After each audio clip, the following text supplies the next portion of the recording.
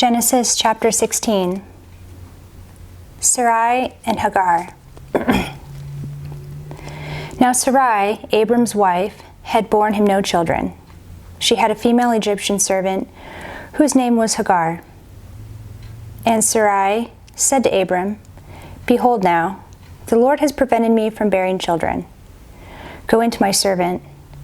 It may be that I shall obtain children by her." And Abram listened to the voice of Sarai. So, after Abram had lived 10 years in the land of Canaan, Sarai, Abram's wife, took Hagar the Egyptian, her servant, and gave her to Abram, her husband, as a wife. And he went into Hagar, and she conceived. And when she saw that she had conceived, she looked with contempt on her mistress. And Sarai said to Abram, "May the wrong done to me be on you. I gave my servant to your embrace, and when she saw that she had conceived, she looked on me with contempt. May the Lord judge between you and me." But Abram said to Sarai, "Behold, your servant is in your power. Do to her as you please." Then Sarai dealt harshly with her, and she fled from her. The angel of the Lord found her by a spring of water in the wilderness, the spring on the way to Shur. And he said, "Hagar, servant of Sarai, where have you come from, and where are you going?" She said, "I am fleeing from my mistress, Sarai." The angel of the Lord said to her, "Return to your mistress and submit to her." The angel of the Lord also said to her, "I will surely multiply your offspring so that they cannot be numbered for multitude." And the angel of the Lord said to her, "Behold, you are pregnant and shall bear a son. You shall call his name Ishmael, because the Lord has listened to your affliction. He shall be a wild donkey of a man, his hand against everyone and everyone's hand against him, and he shall dwell over against all his kinsmen." So she called the name of the Lord who spoke to her, "You are a God of seeing," for she said, "Truly here I have seen him who looks after me." Therefore the well was called Bir Lahai Roi. It lies between Kadesh and Bered. And Hagar bore Abram a son, and Abram called the name of his son, whom Hagar bore, Ishmael. Abram was 86 years old when Hagar bore Ishmael to Abram. Chapter 17. Abram and the covenant of circumcision. When Abram was 99 years old, the Lord appeared to Abram and said to him, "I am God Almighty. Walk before me and be blameless. Then I may make my covenant between me and you and may multiply you greatly." Then Abram fell on his face. And God said to him, "Behold, my covenant is with you, and you shall be the father of a multitude of nations. No longer shall your name be called Abram, but your name shall be Abraham, for I have made you the father of a multitude of nations.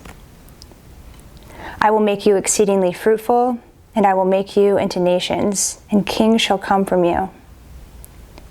And I will establish my covenant between me and you and your offspring after you throughout their generations for an everlasting covenant, to be God to you and to your offspring after you. And I will give to you and to your offspring after you the land of your sojournings, all the land of Canaan, for an everlasting possession, and I will be their God."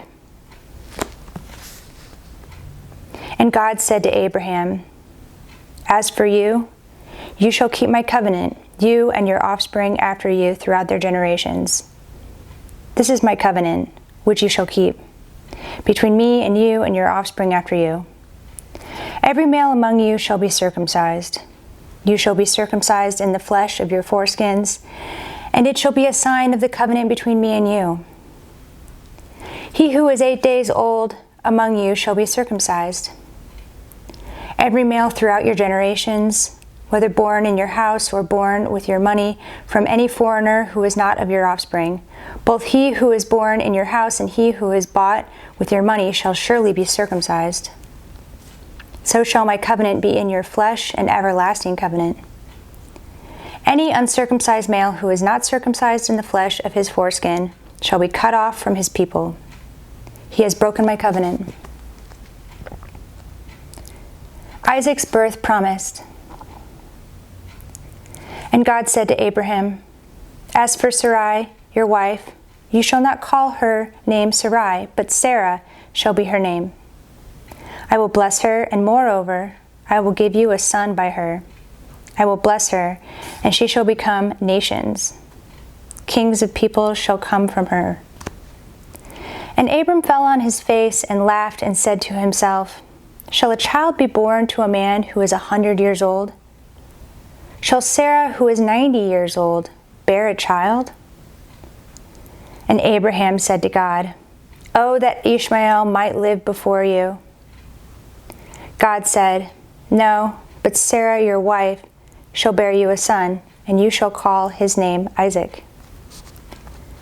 I will establish my covenant with him as an everlasting covenant for his offspring after him.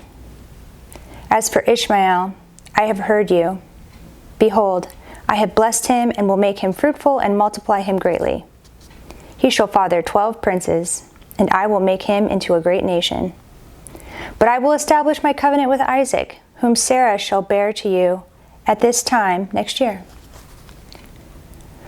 When he had finished talking with God, God went up from Abraham.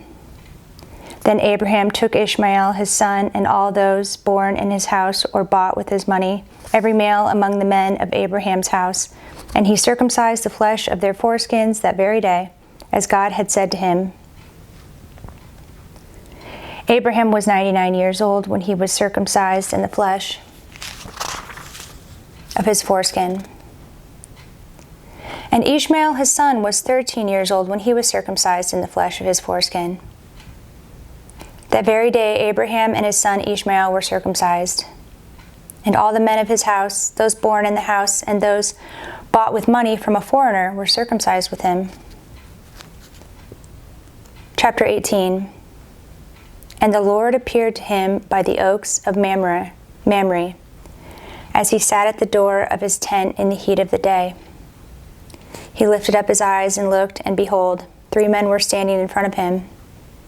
When he saw them, he ran from the tent door to meet them and bowed himself to the earth and said, "O Lord, if I have found favor in your sight, do not pass by your servant.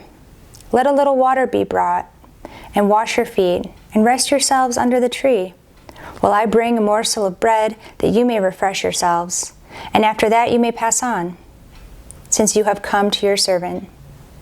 So they said, "Do as you have said." And Abraham went quickly into the tent to Sarah and said, "Quick, 3 seahs of fine flour. Knead it, and make cakes." And Abraham ran to the herd and took a calf, tender and good, and gave it to a young man, who prepared it quickly. Then he took curds and milk and the half that he had prepared and set it before them, and he stood by them under the tree while they ate.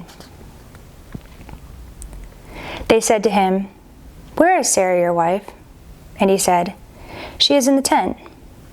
The Lord said, "I will surely return to you about this time next year, and Sarah your wife shall have a son." And Sarah was listening at the tent door behind him. Now Abraham and Sarah were old, advanced in years. The way of women had ceased to be with Sarah. So Sarah laughed to herself, saying, "After I am worn out, and my Lord is old, shall I have pleasure?" The Lord said to Abraham, "Why did Sarah laugh and say, 'Shall I indeed bear a child now that I am old?' Is anything too hard for the Lord? At the appointed time I will return to you, about this time next year, and Sarah shall have a son." But Sarah denied it, saying, "I did not laugh," for she was afraid. He said, "No, but you did laugh." Then the men set out from there, and they looked down toward Sodom. And Abraham went with them to set them on their way. The Lord said, "Shall I hide from Abraham what I am about to do, seeing that Abraham shall surely become a great and mighty nation, and all the nations of the earth shall be blessed in him? For I have chosen him, that he may command his children and his household after him to keep the way of the Lord by doing righteousness and justice, so that the Lord may bring to Abraham what he has promised him." Then the Lord said, "Because the outcry against Sodom and Gomorrah is great, and their sin is very grave, I will go down to see whether they have done altogether according to the outcry that has come to me, and if not, I will know." Abraham intercedes for Sodom. So the men turned from there and went toward Sodom, but Abraham still stood before the Lord. Then Abraham drew near and said, "Will you indeed sweep away the righteous with the wicked? Suppose there are 50 righteous within the city. Will you then sweep away the place and not spare it for the 50 righteous who are in it? Far be it from you to do such a thing, to put the righteous to death with the wicked, so that the righteous fare as the wicked. Far be that from you. Shall not the judge of all the earth do what is just?" And the Lord said, "If I find at Sodom 50 righteous in the city, I will spare the whole place for their sake." Abraham answered and said, "Behold, I have undertaken to speak to the Lord, I who am but dust and ashes. Suppose 5 of the 50 righteous are lacking. Will you destroy the whole city for lack of 5? And he said, "I will not destroy it if I find 45 there." Again he spoke to him and said, "Suppose 40 are found there." He answered, "For the sake of 40 I will not do it." Then he said, "Oh, let not the Lord be angry, and I will speak. Suppose 30 are found there." He answered, "I will not do it if I find 30 there." He said, "Behold, I have undertaken to speak to the Lord. Suppose 20 are found there." He answered, "For the sake of 20 I will not destroy it." Then he said, "Oh, let not the Lord be angry, and I will speak again, but this once. Suppose 10 are found there." He answered, "For the sake of 10 I will not destroy it." And the Lord went his way when he had finished speaking to Abraham, and Abraham returned to his place.